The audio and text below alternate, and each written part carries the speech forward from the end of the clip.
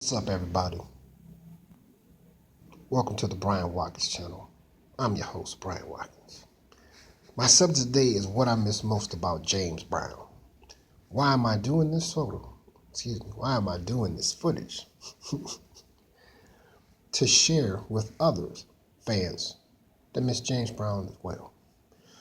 I came into a knowledge of James Brown music that I can remember I would say when I was a little kid. I always heard his music, and sometimes I didn't know it was him.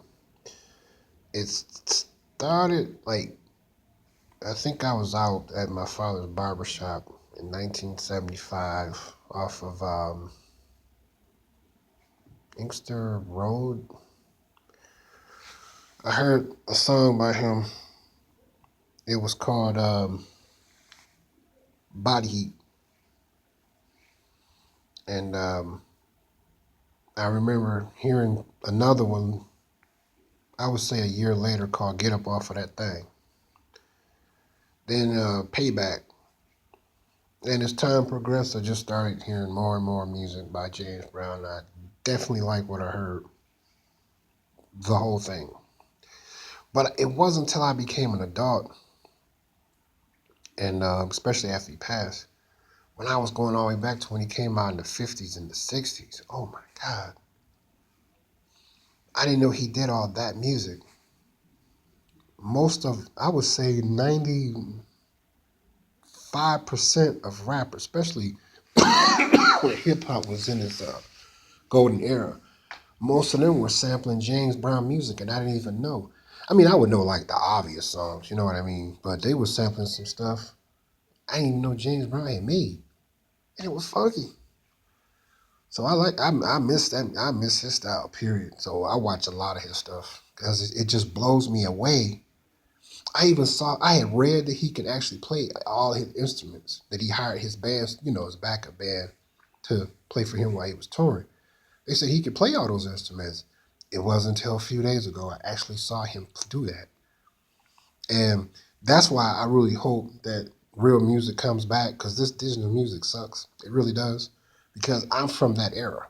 I know how to play drums, bass guitar, lead guitar, keyboards. I can write, I can rap, I can sing. That's the era I came from. Oh, that came back from James Brown. I didn't know that George Clinton had hired the former JB horn sections to play on his hit album, A Flashlight, Funkadelic. I didn't know that. I didn't know that most people was trying to sound like James Brown, period. Now, who displayed it the best? The late Prince Roger Nelson. He did it, but he made it original and took it a step further. But the actual blueprint came from James Brown. So I'm just totally blown away by it completely. I miss his music because I like funk music. I mean, I like heavy metal. I like all kinds of music. But I really enjoy listening to funk music by James Brown. And I'm sure I ain't the only one that feels this way. But as time went on, I mean, he could play fast music, and he also did the love ballads, which I think was very unique. He just didn't stay in one section of music. He did it all, which was great. It's just that, again, ever since he died, um, today's music is just getting less and less creative. It's mechanical. I even learned that a lot of today's music is not selling, because I was like, who would buy that music? It's not selling. We're not living in a albums market anymore. Ice Cube, in one of his recent interviews, said that it's back to a singles market, and that's how today's music originally started. They were just selling singles, not albums. But now the singles are not even selling. Now, like I said, I listened to a lot of James Brown music when he came out with albums upon albums upon albums. Even when he came out with a 45, it was always a part one and a part two. You know, again, originality cannot outdo originality and replace it with artificial sounds. I think that digital music just ran its course. You know, Nobody really trying to hear all that. I mean, if it wasn't for artists getting these big endorsements, Like I saw one that I did kind of like, but again, it came from James Brown.